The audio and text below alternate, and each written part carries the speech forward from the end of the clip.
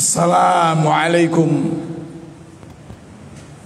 warahmatullahi wabarakatuh.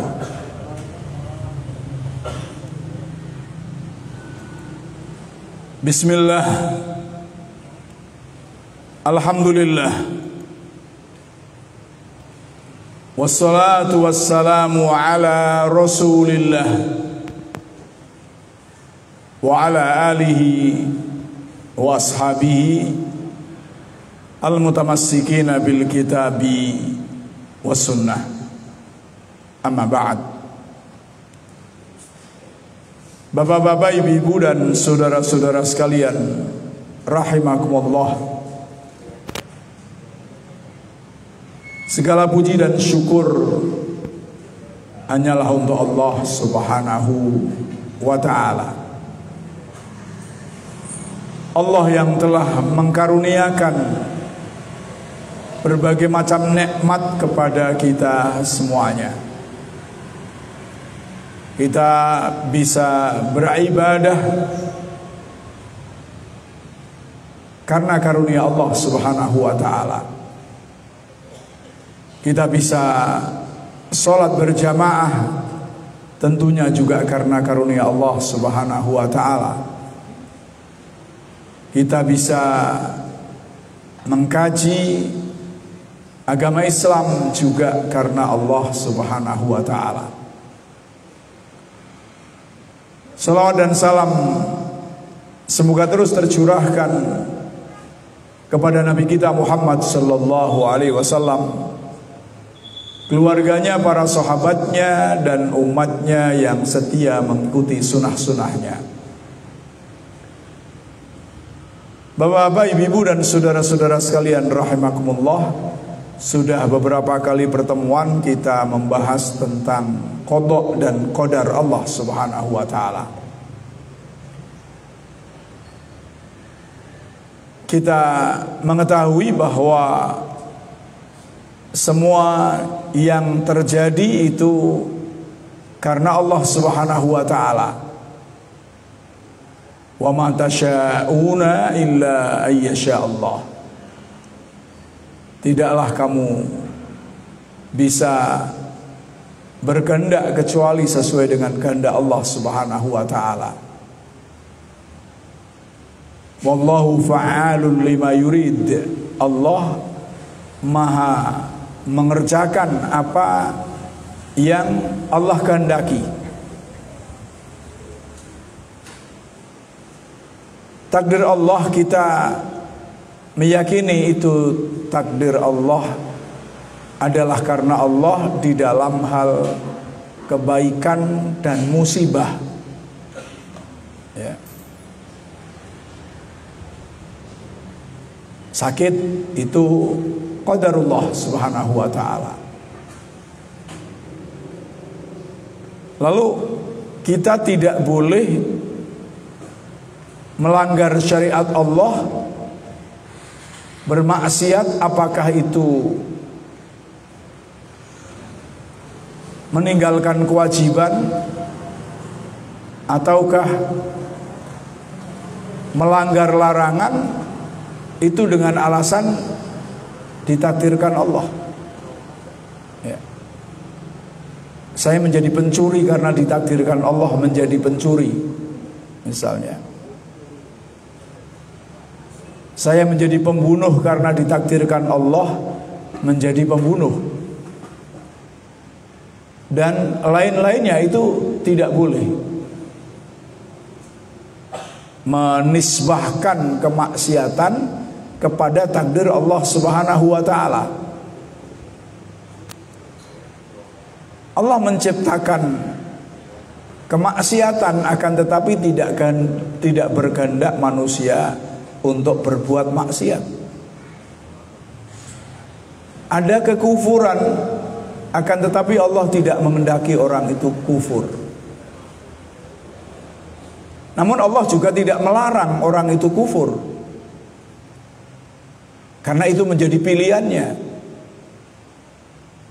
Faman syaa'a falyu'min wa man syaa'a falyakfur. Barang siapa yang berkehendak silahkan beriman, barang siapa yang berkehendak silahkan kubur. Artinya manusia bebas memilih, akan tetapi harus bertanggung jawab atas resiko pilihannya. Allah sudah menegaskan hal itu. Maka tidak diperbolehkan seseorang melakukan kemaksiatan dengan alasan karena takdir Allah. Dalil syar'i baik yang nakli maupun yang akli ataupun berdasarkan kenyataan yang menjelaskan kebatilan orang yang mengatakan melakukan kemaksiatan karena takdir Allah atau berlandaskan pada takdir Allah, itu banyak sekali ya.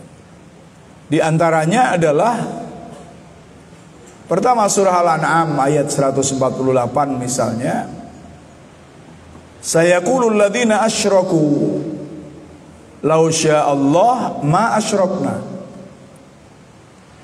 wala abauna wala haramna min syai' kadzalika kadzdzabal ladzina min qablihim hatta dzaqu ba'sana qul hal indakum min ilmin fatukhrijul lana in tattabi'una illa dhann wa in antum illa tahrusun.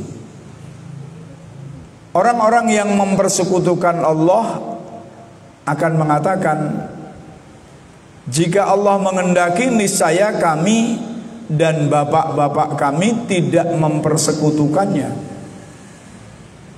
dan tidak pula kami mengharamkan barang sesuatu apapun. Demikian pula lah orang-orang yang sebelum mereka telah mendustakan para rasul sampai mereka merasakan siksaan kami. Artinya tidak ditolerir ya, berbuat kemaksiatan itu terus melandaskan, ini kehendak Allah saya berbuat maksiat. Kamu tidak mengikuti kecuali persangkaan belaka, dan kamu tidak lain hanya berdusta. Jadi tidak diterima alasannya. Ini berarti dalil nakli. Juga surah An-Nisa ayat 165,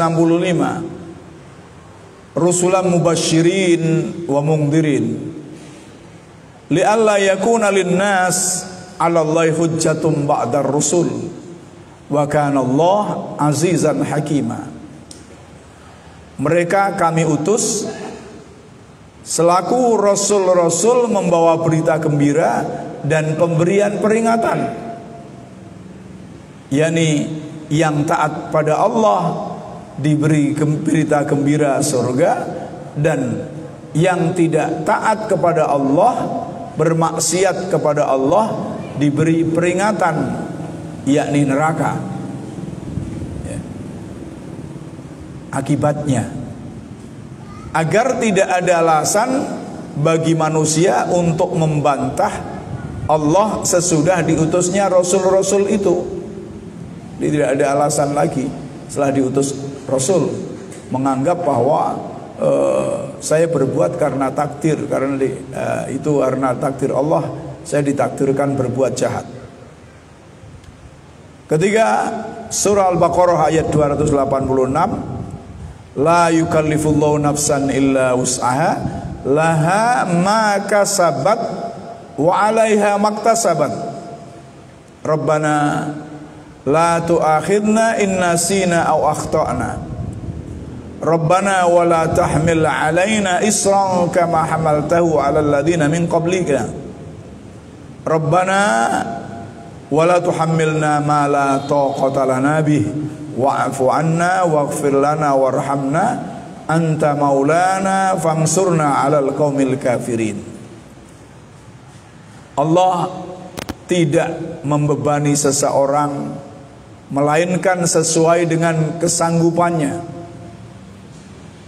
Ia mendapat pahala dari kebaikan yang diusahakannya dan ia mendapatkan siksa dari kejahatan yang dikerjakannya. Jadi nggak ada berbuat jahat alasan takdir saya tidak akan disiksa oleh Allah karena dikehendaki Allah, itu tidak ada. Mereka berdoa, ya Tuhan kami, janganlah Engkau hukum kami jika kami lupa atau kami bersalah. Ya Tuhan kami, janganlah Engkau bebankan kepada kami beban yang berat sebagaimana Engkau bebankan kepada orang-orang sebelum kami. Ya Tuhan kami, janganlah Engkau pikulkan kepada kami apa yang tak sanggup kami memikulnya. Beri maafkanlah kami, ampunilah kami, dan rahmatalah kami. Engkaulah penolong kami, maka tolonglah kami terhadap kaum yang kafir. Ya. Artinya mohon pertolongan kepada Allah, mengakui kesalahan-kesalahan itu, bukan terus menimpakan kesalahan karena itu takdir Allah. Ini diantara dalil nakli, tentu dalil dari Al-Quran, dan tentunya masih banyak lagi. Kemudian keempat, ini tentunya dalil akli. Qadar Allah adalah rahasia yang tersembunyi. Yang sudah kita sampaikan, ada qada dan qadar. Tidak ada seorang makhluk pun yang mengetahuinya kecuali setelah takdir itu terjadi. Dan kehendak hamba terhadap apa yang dilakukannya adalah mendahului perbuatannya. Jadi kehendaknya untuk berbuat tidaklah berdasarkan pengetahuan tentang takdir Allah. Karena takdir Allah, qada Allah tidak tahu. Baru setelah terjadi akan kita ketahui. Oleh karena itu, pengakuannya bahwa Allah telah mentakdirkan kepadanya demikian, dan demikian adalah pengakuan yang batil. Allah telah menakdirkan aku berbuat jahat misalnya. Berarti karena ia telah mengaku mengetahui yang gaib. Apa bentuk yang gaib? Yakni Allah menakdirkan saya, sudah ada qada bahwa saya untuk berbuat jahat. Berarti mengetahui yang gaib seakan-akan.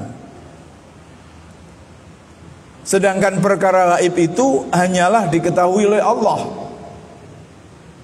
Dengan demikian argumennya batal kalau dia berbuat jahat karena kehendak Allah untuk berbuat jahat. Sebab tidak ada argumen dalil seseorang mengenai sesuatu yang tidak diketahuinya. Misalnya mengetahui, wah ini sudah ada catatan memang saya dijadikan orang yang jelek, yang berbuat jahat. Yang kelima, seandainya kita membebaskan orang yang berdalil dengan qadar atas perbuatan dosa, niscaya kita telah menafikan syariah. Dalam syariah ada qisas, ada hudud, ada ta'zir, ada macam-macam hukum Allah. Kalau kita ini berbuat dosa karena takdir Allah, ya sudah bebas saja, nggak ada syariah, berarti tidak ada hukuman, di dunia pun tidak ada hukuman. Ya. Yang keenam, seandainya berdalih dengan qadar semacam ini, yakni berbuat jahat itu dengan dalil qadar diperbolehkan, yakni bisa dijadikan argumen. Oh, saya mencuri karena ditakdirkan Allah misalnya, itu diterima, niscaya telah diterima argumen iblis yang mengatakan sebagaimana firman Allah, qala fabima aghwaytani la'aqudanna lahum siratakal mustaqim. Iblis menjawab ketika sudah ditentukan masuk neraka, karena kau telah menghukumku tersesat, aku benar-benar akan menghalangi mereka dari jalanmu yang lurus. Kalau argumennya tersesat itu ditakdirkan Allah, maka ya boleh saja menyesatkan orang, tidak ada hukuman bagi iblis. Ya. Tujuh, seandainya dalil mereka diterima juga, niscaya Fir'aun musuh Allah sama dengan Nabi Musa alaihissalam. Ya. Ini Fir'aun yang memusuhi Allah sama dengan Nabi Musa yang beriman. Fir'aun menjadi kafir dan memusuhi Allah ditakdirkan Allah. Nabi Musa menjadi nabi yang ditakdirkan juga oleh Allah. Seandainya alasan nabi, alasan takdir atas perbuatan jahat itu diterima, maka ya sama-sama tidak boleh dihukum. Ya. Lalu yang ke-8, berdalih dengan qadar atas perbuatan dosa dan aib tercela, berarti membenarkan kaum kafir. Ya. Kaum kafir menjadi kafir, kaum musyrik menjadi musyrik. Karena kalau diperbolehkan itu dasarnya adalah takdir jadi kafir, bukan pilihan, maka akhirnya yang membenarkan orang kafir.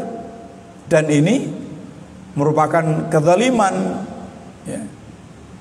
Ini kelaziman bagi orang yang berdalih tidak terpisah darinya, yakni dari orang kafir itu akan menganggap benar kekafirannya.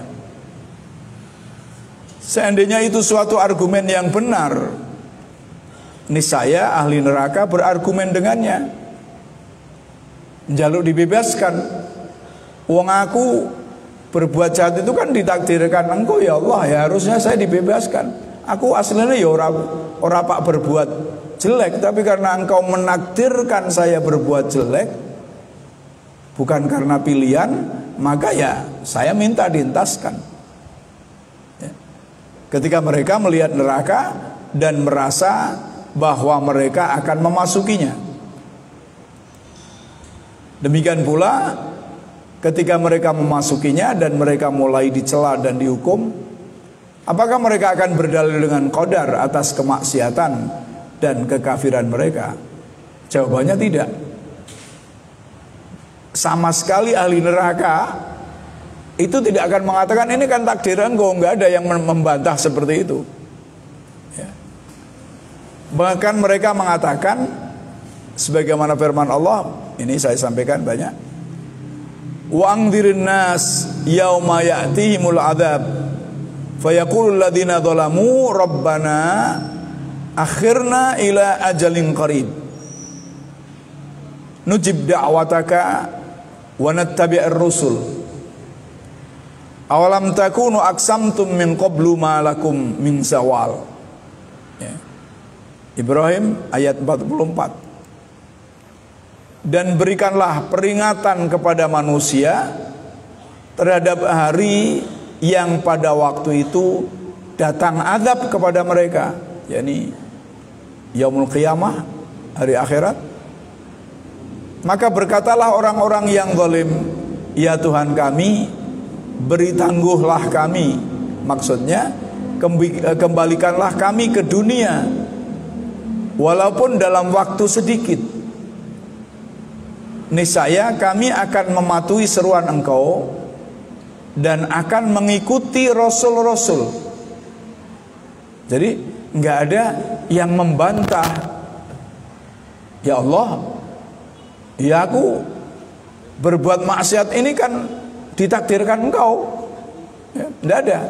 Tapi mengakui bahwa saya telah berbuat jahat yang mengakibatkan masuk neraka, saya tanggung jawab. Maka dia tidak membantah, tapi njaluke mbok aku balekke ning donya agar saya bisa bertobat, bisa berbuat baik, bisa mengikuti Rasulullah sallallahu alaihi wasallam.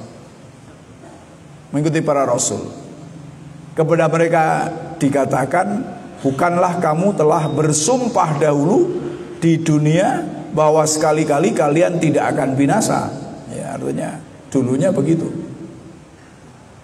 Jadi tidak ada yang berdalih takdir. Mereka juga mengatakan, ya Rob kami telah dikuasai oleh kejahatan kami. Al-Mu'minun ayat 106. Ya.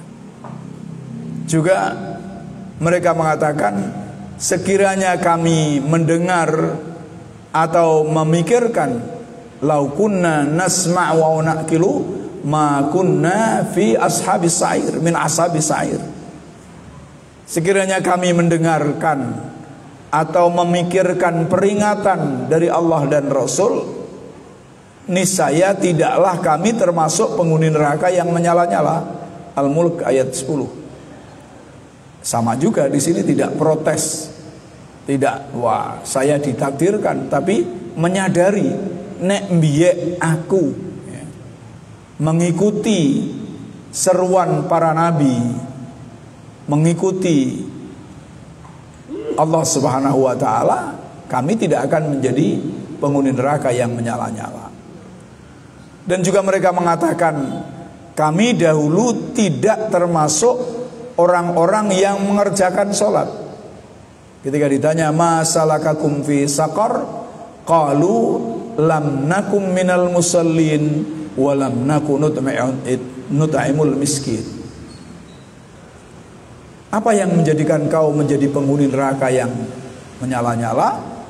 Mereka menjawab, kami dahulu tidak termasuk orang-orang yang mengerjakan sholat dan tidak juga memberikan makan kepada orang-orang miskin. Ya. Jadi ayat-ayat tadi menunjukkan tidak ada orang maksiat yang terus berdalil dan kemaksiatnya, karena engkau takdirkan saya ya Allah. Tapi mereka tanggung jawab atas pilihan yang sudah dilakukan, menyesali pilihannya ya, menyesali pilihannya.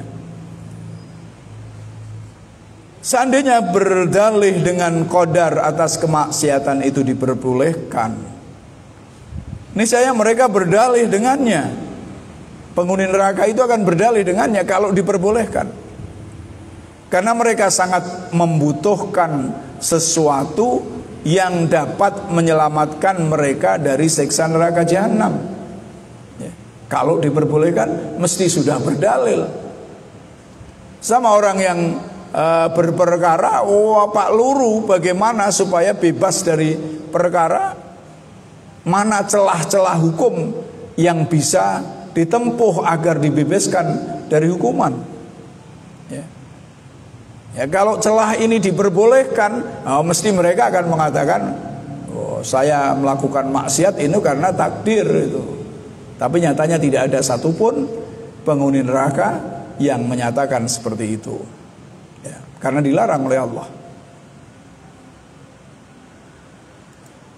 Yang ke-10, di antara jawaban lain yang dapat menolak pendapat ini, yakni pendapat bahwa melakukan perbuatan maksiat dengan alasan takdir, adalah bahwa kita melihat manusia menginginkan sesuatu yang pantas untuknya, yang disenangi, yang menggembirakan dirinya dalam berbagai urusan dunia, hingga ia dapat memperolehnya.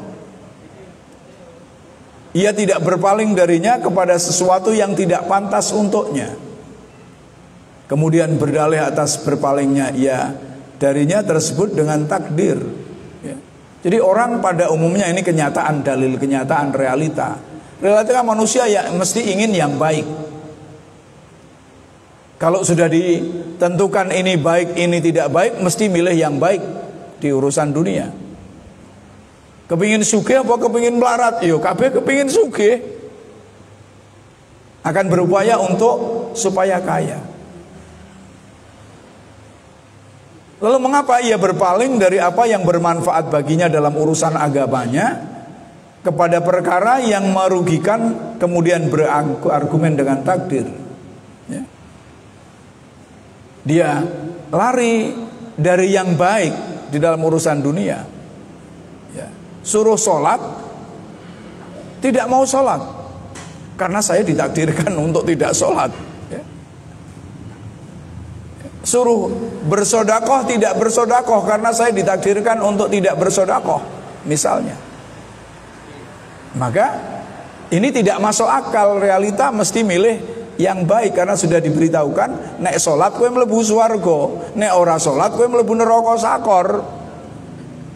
Masa milih neraka sakor ini nggak masuk akal dari kenyataan. Saya contohkan lagi. Seandainya manusia hendak bepergian ke suatu negeri atau ke suatu tempat, dan ke tempat itu, ke negeri itu mempunyai dua jalan. Salah satunya aman, sentosa, dan yang lainnya terdagi tindakan anarkis, kekacauan, pembunuhan, dan perampasan. Manakah di antara keduanya yang akan dilaluinya?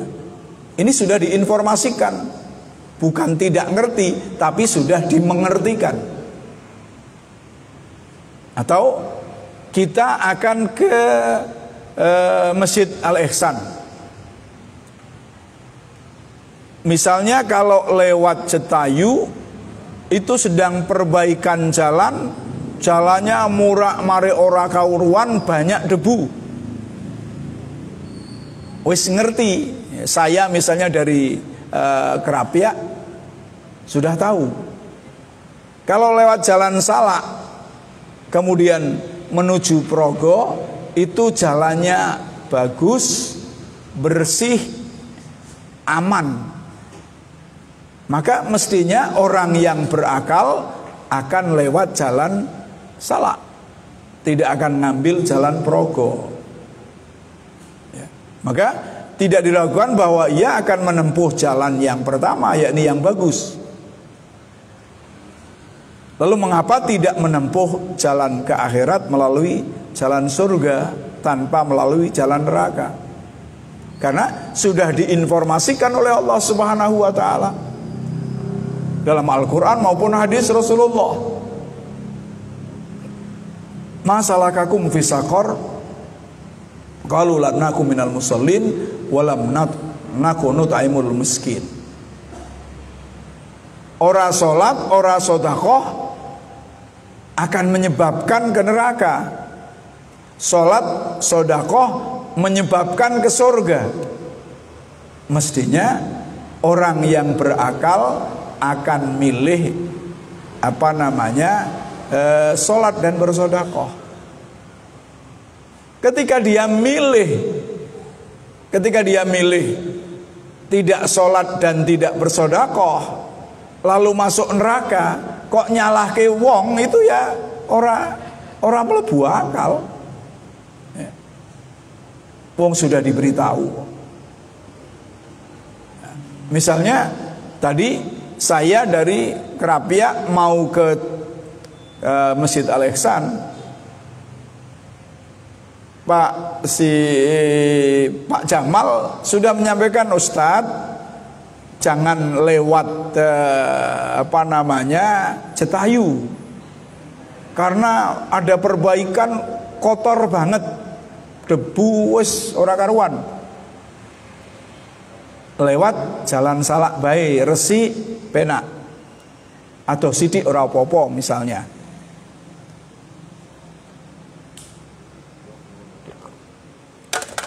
Lalu saya milih Cetayu. Kemudian jadi batuk-batuk, bahkan aku tiba karena dalane ora karuan. Apa layak saya mengatakan mula-mula Jamal sih? Padahal Pak Jamal sudah memberitahu. Maka tidak mungkin saya mengatakan bahwa iki ulahnya Pak Jamal gitu loh. Karena sudah diberitahukan. Kemudian alasan berikutnya, di antara jawaban yang dapat diberikan kepada orang yang berdalih dengan takdir itu, berdasarkan madhabnya tadi, ialah katakan kepadanya, ini contoh juga sebetulnya, janganlah engkau menikahi, janganlah engkau nikah. Sebab jika Allah mengendaki kepadamu seorang anak, maka anak itu akan datang kepadamu. Dan jika Allah tidak mengendakinya, maka anak tersebut tidak akan datang walaupun menikah. Walaupun orang itu menikah, meskipun orang itu tidak menikah, Allah akan mengendaki kowe duwe anak, ya duwe anak. Duwe anak dari mana? Wong ora menikah. Kalau punya anak ya bukan anaknya sendiri, anak angkat ya. Karena usahanya harus ada ya. Begitu pula janganlah makan dan minum. Sebab jika Allah menakdirkan kepadamu kenyang dan tidak kehausan, maka itu akan terwujud. Dan jika tidak, maka hal itu tidak akan terwujud. Ini kenyataan. Orang mau kenyang, ya makan. Orang mau tidak haus, ya minum. Ya. Itu karena sebab bisanya kenyang dan tidak haus adalah makan dan minum. Lalu ketika orang itu tidak makan dan minum kok ingin kenyang, ya akibatnya nggak kenyang. Ketika lapar, karena aku ditakdirkan lapar oleh Allah Subhanahu wa ta'ala, bukan karena tidak makan dan minum tadi ya. Ya, itu. Lalu kemudian juga jika ada binatang buas lagi berbahaya menyerangmu, jangan lari darinya. Sebab jika Allah menakdirkan untukmu keselamatan, maka kamu akan selamat. Dan jika tidak menakdirkan keselamatan untukmu, maka lari tidak bermanfaat bagimu. Artinya tidak mau berusaha ya, tidak mau berusaha. Orang itu harus disuruh berusaha, bahkan diwajibkan untuk lari dari takdir buruk menuju takdir yang baik. Artinya sudah ada kenyataan ono harimau, ada binatang buas di depan kita, di mana kita tidak bisa melawannya ya. Maka ada kemungkinan takdir dimakan binatang buas, maka kita lari dari takdir dimakan binatang buas menuju selamat dari binatang buas. Maka menghindari binatang buas itu. Kecuali kalau memang kita memang pawang binatang buas, pawang harimau, ada harimau, karena memang itu sudah pekerjaan kita menundukkan harimau ya.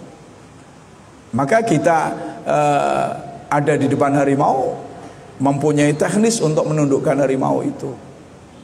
Jadi ada harus lari. Dulu sudah pernah kita sampaikan, suatu ketika khalifah mau pergi ke Syam, kemudian sampai di tengah jalan ada kurir dari Syam yang menyatakan bahwa di Syam ada penyakit taun, ada penyakit menular yang mematikan.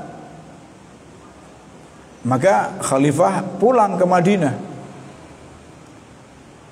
dengan para sahabat, sehingga ketika sampai ke Madinah, para sahabat menanya kepada khalifah, wahai Amirul Mukminin, apakah Amirul Mukminin tidak percaya kepada takdir?